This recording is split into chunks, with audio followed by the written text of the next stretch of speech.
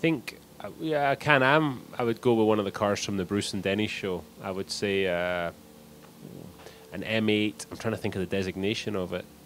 M8E, would that be right? M8F? One of those two with the honking big wings on it. I mean, those things were with those big V8s in them.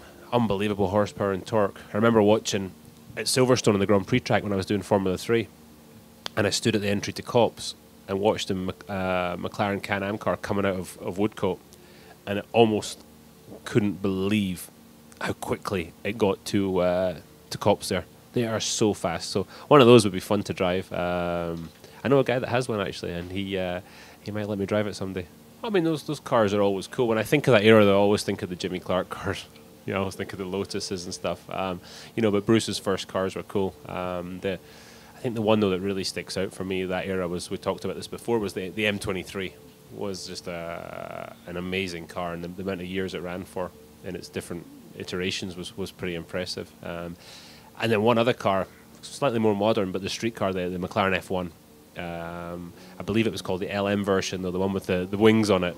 Not the long tail, but the one with the wings. That was good because they were a little sketchy without the wings, and that settled them down. But that'd be a fun car to have. Back then, sort of the 84, 85 period was when I was getting to that age I really started to understand about the technical side of things, and you know, watching Lauda, you know, first driving those, and then obviously Alain Prost, as you say, Keke Rosberg.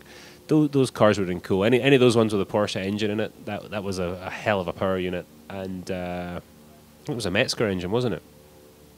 Pretty clever man. Yeah, I'd like to have a go in one of those, definitely. I don't know if I'd fit in one though. That's a problem with a lot of these cars. To actually fit in them would be tough, but I'd give it a go.